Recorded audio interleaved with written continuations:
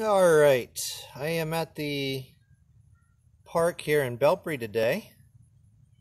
This is my board. I'm going to be talking about symbols here. Give you a little look around. There's the pretty Ohio River. Got my nice little gazebo here where I thought I would do my presentation. Nice pretty park. Also, sometimes you just got to get away from the kids, you know. I mean, they're always just right there, ready to interrupt anything you want to say or do, so it's very, very hard to concentrate when you have kids around. Today, we're going to talk about phi. And this I already made. There's the symbol for phi. Now, without the line, I'm just showing you. Okay, now, I made this video already on Periscope, and I linked to it on Facebook. This is going to be a review of the video that I already made. So if you've already seen it, then there's not much more to see here, but you're welcome to put your comments into the discussion if you like in the chat. You know, as long as they're constructive and you're not trying to just, you know, troll or whatever. I just tend to ignore trolls. And I do have to hold my phone as I record and write at the same time. Now, phi, there's another word related to that. 5. Notice the phi and the phi are the same. Okay? Just different spellings. And that's not a coincidence. You have 5 fingers on your hand. 1, 2, 3, 4, 5 points on a star. All right. Now, the relationship between this segment and the segment right here, if you draw it perfectly, of course, you know, my math or my drawing skills are not what they should be. But this is a phi relationship, 1.618. All right. Now you have to follow along carefully because this will get more and more, it'll compound, the knowledge will compound as I go, okay? Now let's take a circle and let's put the circle around the star. That is what we call an O for the circle, phi. All right, this is ancient knowledge. This is very old, thousands of years old. This is where we get the word Ophidian. This is the English word Ophidian. Comes from this word, all right? It means snake-like.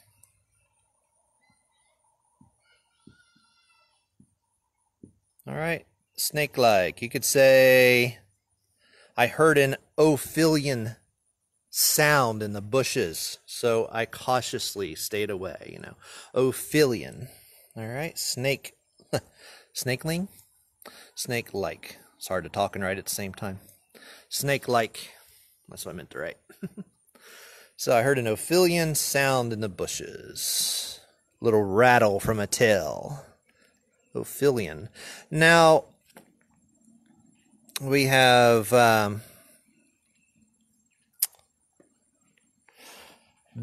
if you take the circle, the O in O-phi, which is 360 degrees in a circle, and you multiply it by the phi, 1.618, you can do that on your calculator.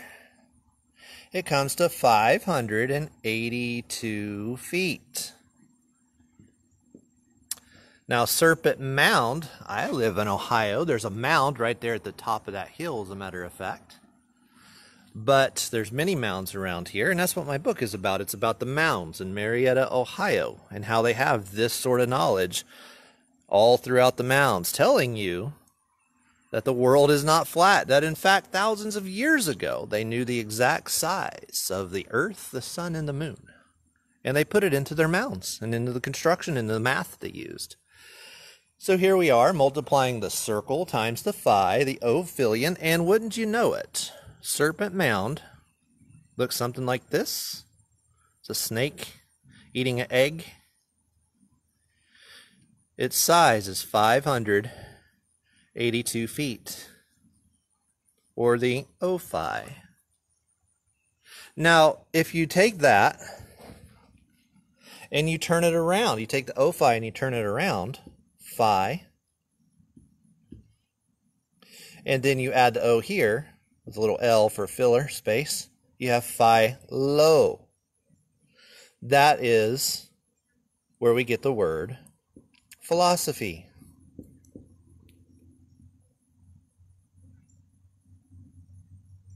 Okay, that's the root right there. Sophi is like sophomore. It's like wisdom, okay? Like the name Sophia. So the wisdom of phi and the circle. Kind of surprised that there's not more people that have figured this out. Okay. I thought about just going right around the corner here. Right there by those towers that you see, those water towers. That's the Freemasons right underneath it. And thought about maybe setting up the board there and doing all this, because if they won't tell you, I thought, well, if they won't tell you, I will. These are the mysteries they keep secret. Okay? Doesn't mean they're evil. I'm just telling you that that's, this is some of the knowledge that they have. No, they're not taking over the world. No, the Freemasons are not out to kill you. All right. Even though some of the people who are might possibly have also joined the Freemasons. Okay, it's not the Freemasons themselves that are out to kill people just because they have this old knowledge. These are measurements that are thousands of years old. I don't believe the timelines that they give you for the age of the mounds, because they're probably much, much older.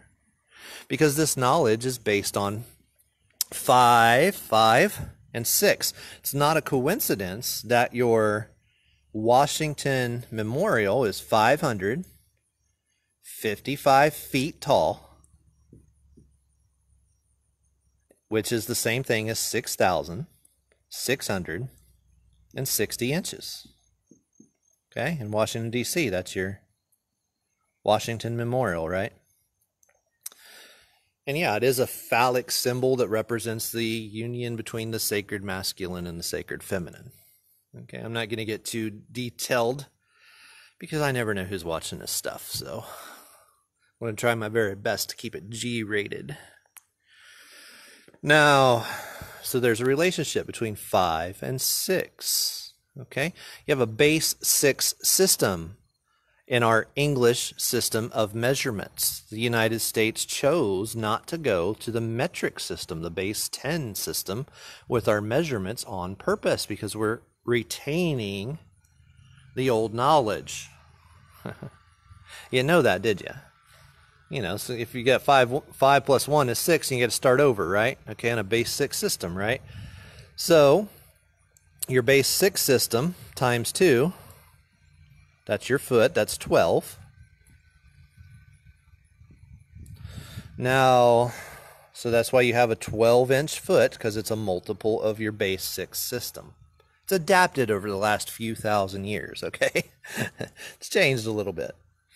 Maybe using your foot as an approximation of 12 inches was more convenient when you were trying to mark out distance, perhaps. That's probably why they called it your foot. But your foot actually has, 10 toes, your feet. All right, now, and all that's not a coincidence. There's a relationship between all these things. These people know this, they understand it, and it doesn't make them evil. Just because you don't understand it doesn't mean that it wasn't around for a long time, or that the people who do know are somehow evil. It just means you haven't been taught. If you try to go to the Freemasons and you try to learn it, guess what? They're not going to tell you. That's their idea of trying to keep secrets for thousands of years, so that you have to want to see it. You have to want to know more. And, like I said in my book, this is self-initiation. Okay, if you want to know this knowledge, you are initiating yourself. You don't need a gatekeeper. We're going to talk about gatekeepers and the serpent. All right, I'm going to have to erase here because I only got so much room on my board. And forgive me for having to get so close, but I have to hold the board to erase it. And one hand's got to hold the camera while the other hand is doing the erasing. So while I'm erasing the board here, I'm just talking and filling here. Let's talk about that serpent, that Ophidian snake. If we take our circle and we turn it upside down, all right? Oh, it's so much harder to draw upside down. All right, let's try it like this, like this. People say that this is automatically a satanic symbol. Well, the Satanists have used it because they understand its association with the serpent, right? And we understand that it's associated with knowledge and that the serpent was the one who told Adam and Eve to go eat of the tree of the fruit of knowledge. But Jesus said, you know, I'm the door, I'm the way, I'm the truth. Come to me. He said, no man comes unto the Father but by me. Now now keep that in mind. I'm not saying these things arbitrarily. He's telling you, you don't need the gatekeeper. You see, the gatekeeper or Satan said, listen, you know, just listen to me and I'll give you wisdom. It's not that the wisdom itself is bad, but when you got to go through the serpent to get it? No, you don't have to. You can go through Jesus to get the knowledge. You can go through Jesus to get the esoteric value of all these symbols, all right? Well, if you want to change the world or its philosophy, remember, philosophy, all right? You turn it upside down and now you've inverted your pentagram. Now you've made a change. And instead of pointing up, you're pointing down, you know. Now, between these two segments is 72 degrees. Now, if you start at the 0, since we got it upside down, you have 72 degrees. Another 72 degrees is 144. Another 72 degrees would be 216. Another 72 degrees would be 288. All right, now all this is extremely important. Have you ever read in the Bible about 144,000? Oh, they're the ones that are saved. The others get the 666 stamped on their head, right? You know, they receive the mark, supposedly, right? If we're to understand it from its exoteric reading. But what's really going on? You'll notice that in Revelation, chapter 13, verse 18, is the verse that talks about the 666. So what is this? 13 times 18 is 234. Say, well, that doesn't really mean anything to me, but understand that in the riddle, and all of Revelation is a riddle, by the way. It's a book of symbols. Okay? How many of you really believe that a 7-headed dragon with 10 crowns is going to come out of the ocean? Do you understand that we tend to want to pick and choose which parts of Revelation are symbolic, when in fact the entire book of Revelation is symbolic? It is a riddle that you have to solve, all right? And it's not a coincidence that the 66th book of the Bible, Revelation, has a 666 in it, all right? 2, 3, 4, it talks about that. All right, that's where it mentions 666. And in Greek, it's not a coincidence, all right, that it's only 3 letters. And those 3 letters look like, I think it's like this, if I get it right. X-E-S, or if we reverse it, reversing in English, oh, it's the same word as sex, which, by the way, is the same word as 6, which is the same word as hex. You understand? A hex is the beginning of a hexagon. All right. So, hexagon, right? Now, what is a hex? Well, a hex is also a cube. If you view it from the right angle, a hex is also a cube. 1, 2, 3, 4, 5, 6. Oh, we just drew it, didn't we? Huh, we just drew that. Oh, I drew an 8-sided. This should not be an 8-sided figure. This should be a 6-sided figure like this. Sorry. 1, 2, 3, 4, 5, 6. There we go. That's a hexagon. I drew an octagon. Silly me. So here is your 6-sided cube is also a hexagon. And it's really important to understand what this symbol means. Let's take all the angles of a cube. Each one is 90 degrees, right? So you have 90 degrees here, you have 90 degrees here, you have 90 degrees here, 90, 90, 90, 90, 90, 90, 90, 90, and then the one on the sides you can't see, they're all 90 degrees. There's total 24 of these 90-degree angles. 24 times 90 is 216. Now, do you see that anywhere up here? Absolutely you do. Okay. Back up just a little so you can see the whole thing. All right. And that's not a coincidence at all. Now, I'm going to erase over here a little bit.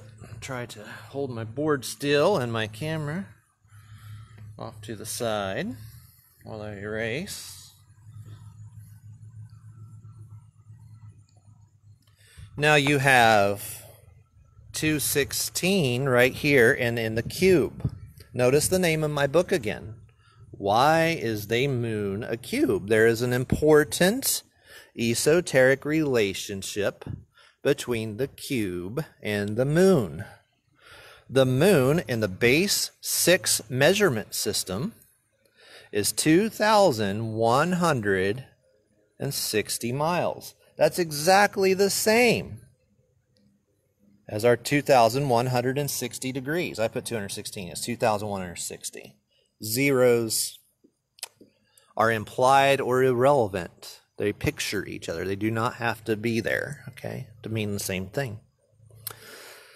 Now, isn't it interesting that if you go to Mecca, like the Muslims do, the Muslims are required to go to Mecca once a year, or once in their lifetime, rather, and they're supposed to go and make a circumnavigation, a walk around the Kaaba stone once in their lifetime.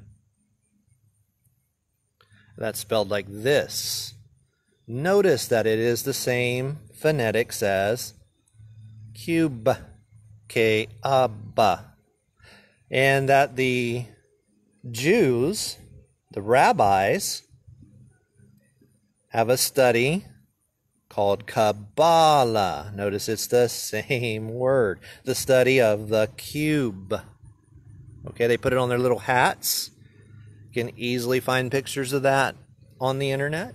Okay, if you don't believe me, just, I don't know, Google rabbis with cubes or something. You know, they put that on there. That's what Kabbalah means. Now notice, isn't it interesting that they have to go around a hexagon, and right on the top of Saturn, the planet Saturn, with its rings like they go around, is a hexagon, a naturally formed hexagon. 1, 2, 3, 4, 5, 6. Now, did they know about that thousands of years ago? I think they did. Isn't it also interesting that the Muslims who have to go around the Kaaba once in their lifetime also uses their symbol, the crescent moon? Do you see why they do that now? Now here's the thing, and this is not intended to be insulting to Muslims, but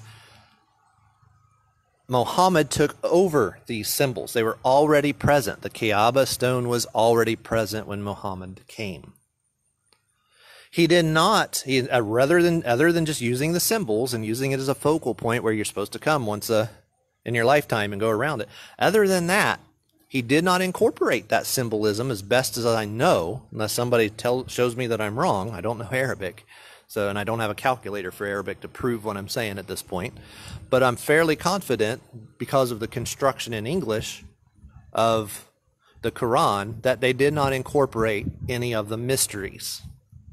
Okay, so this is the mysteries that they inherited.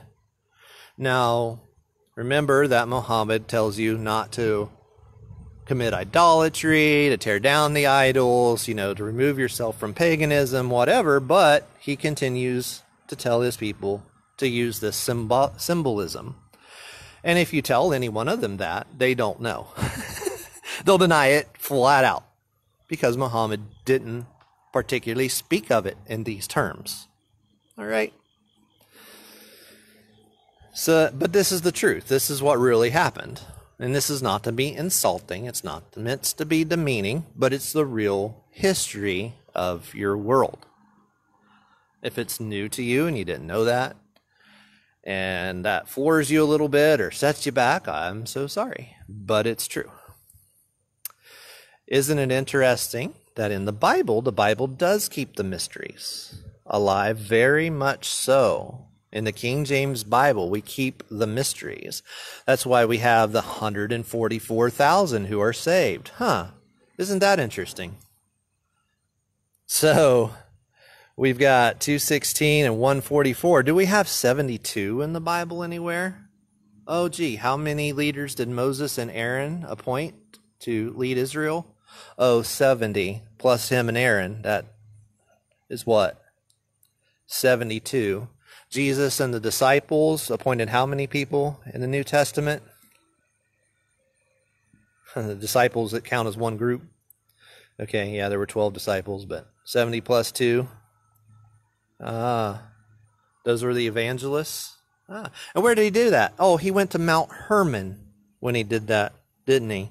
Wasn't Jesus standing at Mount Hermon right after the Transfiguration when he told the disciples to go out into the world and preach the gospel with the other 70 that he chose?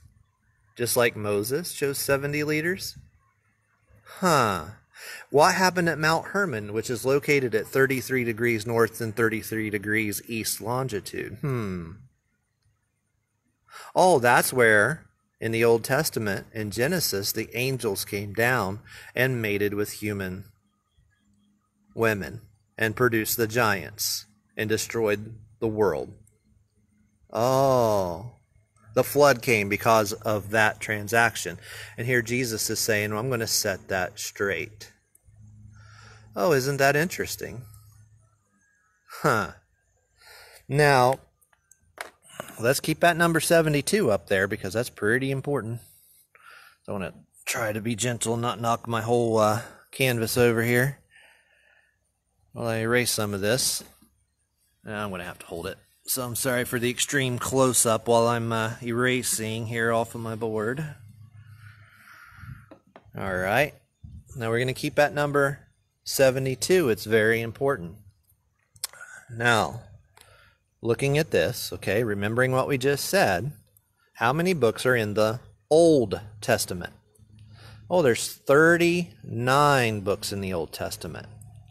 Okay. Now, we've already shown the concept of mirroring. You can read right to left. Hebrew is read right to left, for example.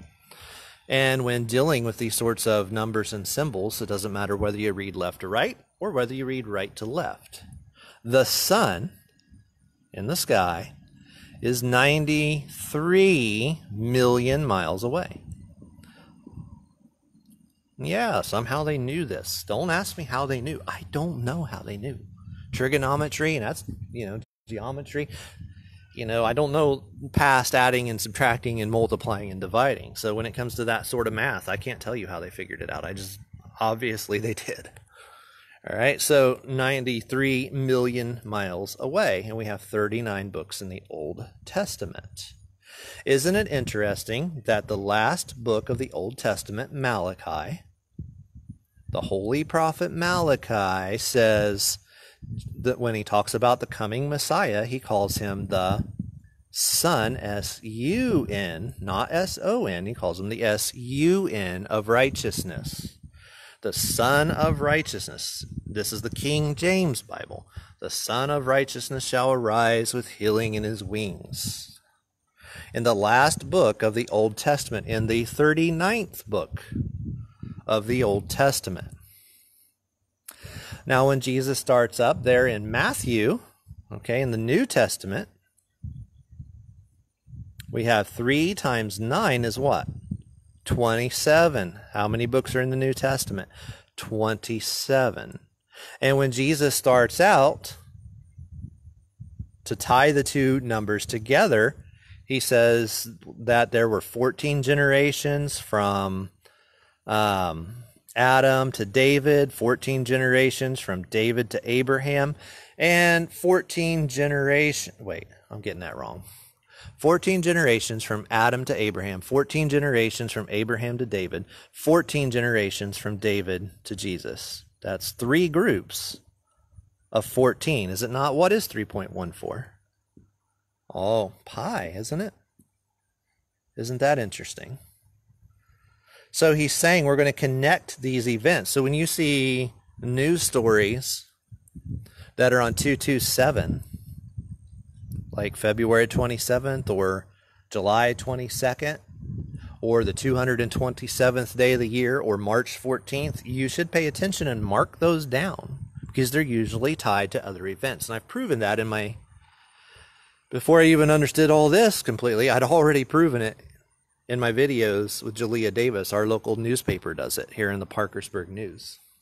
Okay, when they recorded the deaths of Jalea Davis on March 14 and again on the 227th day of the year is when they had these stories. They were connected. And when you say, well, what's 227? Well, if you don't know, 22 divided by 7 is 3.14. Okay, so 27 is just a shortened 2-7 or 7-2. These are the same numbers over and over again. 22 divided by 7 is pi. All right. Now, what else can we figure out about the 2-7 and the 27? Let's see here. So we have 27 degrees here, 27 degrees. I'm not familiar of anywhere in the Bible where the 288 is. I haven't found it yet. Doesn't mean it's not there, but I have not discovered it yet. Now, let's go for some more about 27. Got to erase some more here because this is going, I think I'm going to have to erase all of this in order to go to the next section. So bear with me while I erase. I didn't go anywhere, and if you're just joining, I'm here. I'm just erasing my board. All right, now in the King James Bible, they had the mysteries that they wanted to incorporate into the English language. However, oh, and look at this, by the way. Mysteries and math. What do you notice? Oh, it's the same root, the same etymological root. So how do you incorporate the mysteries? Through math. Okay? That's why the Bible has these mathematics in it. But the problem is that in Greek, you had each letter of the Greek alphabet equaled a certain value. So how did they get around that with the King James translators? How did they get that into English? They had to devise their own system, or borrow one. In this case, they borrowed one, in which they could use to do the best they could to also incorporate the mysteries. All right. Now, let me give you an example in Greek, and then we'll do English. All right. In Greek, you have Lord, Kurios, Jesus, which is Iesus, Christos, let's see, Christos, no, O-S, there we go. And the values in the Greek are this, and I'm going to do the whole words because I don't, to print out the entire Greek cipher for you, I would have to look it up and everything. But if you want to look it up, I'll tell you how you can do it right now so you can confirm what I'm saying. You can open up another tab You can go to gematrinator.com. You can go to the calculator that says foreign calculator. There are 3 Greek calculators. You'll have to copy and paste Greek letters from another website, put it into the calculator, and these are the values you'll get. 800, 888, and I think this was 1480 if I'm not mistaken. Let's add that up and see if it comes to the right number. I think it does. 1483, or actually it's 1480. 1480, not 3. 1480, 888, and 800. If this comes to my right number, then this is the one I always forget. 16, 17, 18, 19, 20, 21. That's it. That's the right one. 3. 3168. Okay? What is that value? 3168. When you add Lord Jesus Christ using Greek gematria, that's the value in math of the Greek letters. Now I'm not pulling that out of my rear. This is thousands of years old. Letters were numbers in old languages. Hebrew's the same way. Latin's the same way. Let me give you an example in the Latin real quick, in case you don't believe me, okay? You have a Visa card, right? Now you have VI, okay? Which in Roman, this is 5 and this is 1. That's 6. Then they use the Greek, the sigma, that's this right here, okay? Sigma, that's a 6. And then you have the even more ancient system that goes all the way back to the Chaldeans, the base 6 system that we still use today in English. Oh, 666, that's your Visa card, okay? So letters have been numbers for thousands of years. Now back to our 3168. What is that number? What is so special about that number? If you were to draw the earth, this is the earth, and then you were to make a fictional square that just perfectly touched each side of the earth. The perimeter of the earth in this scenario, this fictional scenario, would be exactly 3,168 miles. Oh, isn't that interesting? So this is knowledge that is very well known. So they were able to perimeter the entire earth thousands of years ago. And they equated that to Jesus Christ. Now we were talking about our 27 a little bit ago. Now how did the ancients, not the ancients, I'm sorry, but rather the translators for the King James Bible, how did they incorporate that mystery? Well, they can't use the Greek value because we're using English. So they chose to use the first book of the Bible, Genesis, and the 7 days of creation. And by the way, if you've ever seen the Da Vinci painting of the Last Supper that hangs in half of the churches I've been in, you have Jesus in the middle, and you have 6 disciples, 1, 2, 3, 4, 5, 6, and you have 6 disciples on this side, 3, 4, 5, 6. From the Da Vinci painting, these are all disciples, okay? Draw them out, it'll take too long. And in Genesis chapter 1, you have the 7 days of creation. 3, 4, 5, 6, 7. Then you just count backwards. 6, 5, 4, 3, 2, 1. This is based on 7, the 7-day creation week in Genesis. So the 7-day creation week in Genesis means you rest on the 7th day. Okay? Very simple, and that's encoded right there in Da Vinci's Last Supper painting. So few people even understand that. This is called the septenary cipher. Just like when in the movie The Matrix, you had 7 people go into the Matrix for the first time, and one of them's name was Cypher. Do you think your publishers know this knowledge? Just because you don't, just because this is new to you, doesn't mean there's not millions of people around the world that know it, okay? I'm sorry that it's new to you, but it's not new to everybody, okay?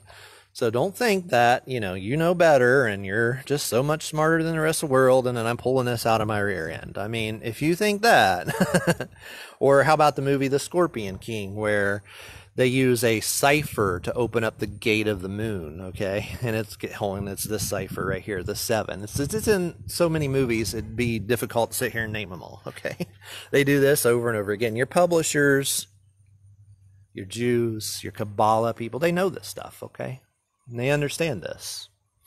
So let's put our alphabet by this code. A, B, C, D, E, F, G, H, I, J, K, L, M, N, O, P, Q, R, S, T, U, V, W, X, Y, Z. Okay, now we have our alphabet and it's coordinated with its numeric value according to the septenary cipher. The numbers are the cipher. Okay. Now, let's take again, like we did with Greek, and let's take Lord Jesus Christ. Same words, just now we're doing them in English. Lord Jesus Christ. And let's use the English septenary cipher. And let's see what we have. L is 2, right? O is 2. R is 5. D is 4. And I already know Jesus is 4, 5, 6, 6, 6. Well, wait a minute. Why do we have 666 in the name of Jesus? Isn't that interesting? Oh, and 4, 5, and 5, 4? Oh, that's fascinating in and of itself. Christ, 3, see? R, 5, see, yeah, 5. R is, oh, I'm sorry, that was H. H is 6, 3, 6, 5. I would be 5. S would be 6. And T, I believe, is 7. Yeah. Okay, so now we have this number, and we already see that Jesus has 666 right there in his name. So is 666 automatically evil? No. Is Jesus evil? No. Okay, this is part of the pattern. Also, and I forgot to tell you earlier, about the 144 and the 666. Okay, you have the 144 saved out of tribulation, and the 666 take the mark of the beast or whatever. You know, the rest of the world takes the 666. Well, that's also, and then we tied it, the Old and the New Testament, through Jesus by pi. If you take the first 144 digits after the decimal place of pi, and you add them all together, 1.4, and I don't remember what's after that, and you keep going for 144 digits, okay? And add them all together, plus, plus, plus, plus, plus, plus. Guess what it equals? The first 144 added together equals 666. Oh, isn't that interesting? And Jesus was pi, 3 groups of 14 generations. All right. Now let's add this. So we got 4, 8, and 5 is 13. 3 plus 1, if you add it again, is 4. Now, let's keep going. 18 and 9 is 27. Oh, what's 2 plus 7? How many books are in the New Testament? Oh, 27, right? There's our 27 again, not by coincidence. 7 plus 2 is 9. Now let's add this together. Well, we have 22, 23, 24, 25, 26, 27, 28, 29, 30, 31, 32. 3 plus 2. This is called reduction when you continue to add down until you get to single digits. So we're just going to keep reducing it. 4, 9, 5. Now, let me teach you a little mystery. In Washington, D.C., the streets are lined out by, like this, right? You have the star, the pentagram with the White House right here, right? And all around Washington, D.C. is what? Interstate 495. These are your mysteries being shown to you right there in Washington, D.C. Now, does that mean that they think this is the devil? No, they think it's Jesus. They are literally surrounding the Capitol with Jesus. And you think the symbols are satanic and evil because you don't understand them. All right, so let's talk about that serpent there for a minute, where we started at the beginning. I promised you I would. I'm going to have to erase, so you're going to have to deal with my close-up here for a minute while I'm erasing, so sorry, it's just the way it is. I have to erase. Only got one board. I know it's boring looking at the floor while I do it, but that's just the way it is. Okay. Now we had the serpent, and we had the Ophi, and the Ophi we said was 360 times phi, and that equaled 582, or the length of Serpent Mound, 582 feet, didn't we? Okay. If you're just getting here, go back to the beginning. We already discussed that, and this is the root of the word Ophelion in English. Yes, it's a real English word. I actually had a debate with an argument with my English teacher all the way back in, my first year of college, okay? Woman would not believe that certain words were in the English language. She just wouldn't believe it. You have to find an old dictionary to find this, okay? Ophelion in English means snake-like, okay? Not snakeling, snake-like, all right? Now, we have, if you look up in the sky at night and you see the constellation Draco, which I cannot draw, okay? There's a mystery about Draco the Dragon in the north sky. If you live in the northern hemisphere of the earth, if you live in Australia, you won't see this.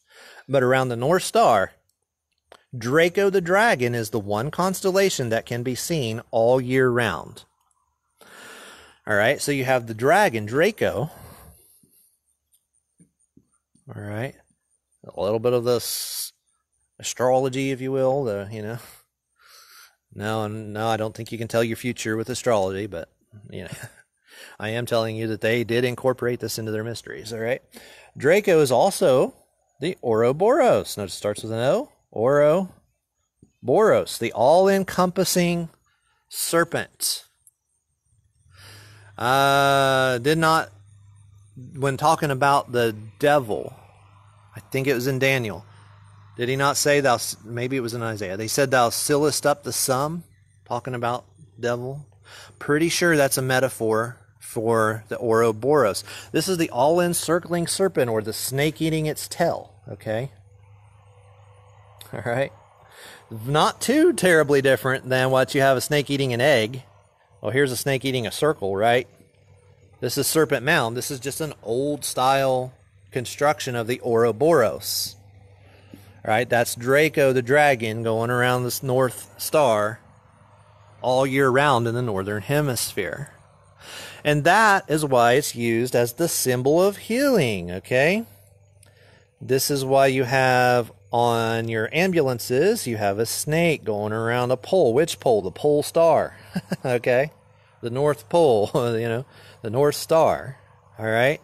Sometimes there's two of them, two snakes going around the pole. This is why you had Moses in the Old Testament raise up a serpent on a pole for healing. This is why you had in Pergamos, which, did they not say in Revelation that Pergamos is where Satan's seat was? And that the temple of Zeus to this day is in the Berlin Museum? All right. That's what he's talking about. This was the god Aescipules. And he had the temple of medicine there. All right. And this was his sign. All right. And it's called the Cadeucus. If I spelled it right, I think I did. All right. That's the name of the god. That's the name of the town in Turkey. All right. Modern day Turkey. All right. And that's the name of this symbol right here. All right. So, in fact, though, Jesus, who says, I'm the way, the truth, and life, no man comes to the Father but by me, you don't need a mystery school teacher to come to the knowledge of healing and help. You can go straight through Jesus, as we already showed you. You don't need the serpent. You don't need wisdom from worldly wisdom. You don't need a teacher in the mysteries in order to know righteousness. You just know Jesus. As Jesus said, well, if you just believe me, I've already incorporated all the mysteries. But these are the mysteries behind what he incorporated. Okay? So he put in an exoteric reading. So if you just read the exoteric value, you can understand the truth if you want to, or you can really go deeper and really understand the truth like we did here. All right? So the value is in the exoteric and the esoteric, but there's a two-sided coin to the exoteric. Exoteric, if you don't know these words I'm using, exoteric is the reading of something at its surface level. Esoteric is reading something with all the symbolism explained, okay? This is when you're reading everything that goes beneath the surface. Now, Jesus said that I speak in parables because seeing they will not see and hearing they will not hear. But he said, unto you 12. What was the mystery of the 12?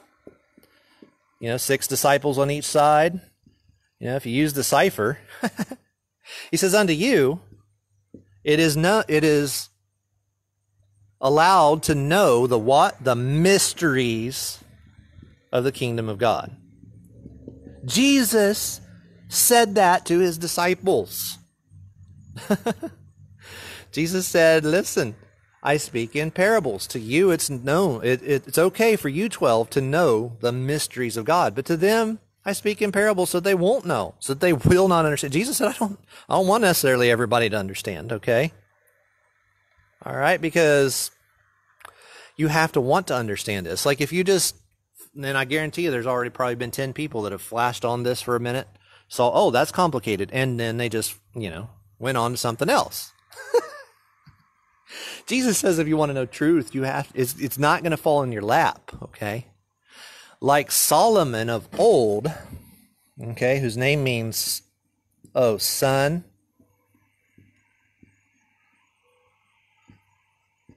and moon. Okay, Solomon said that wisdom or knowledge is in the heart of man like a deep well. He says a wise man will draw it out. You have to go after it. It doesn't fall in your lap. The man who got 666 talents of gold. Gee, I wonder why. You think Solomon knew the mysteries when he built the temple? And maybe that's what the Freemasons are guarding the knowledge of, some of it. Well, here it is. You don't have an excuse to not know anymore. I laid it out real plain. And by the way, if you want to know a lot more, all right. Somebody told me the other day when I was doing this same presentation on Periscope, they said,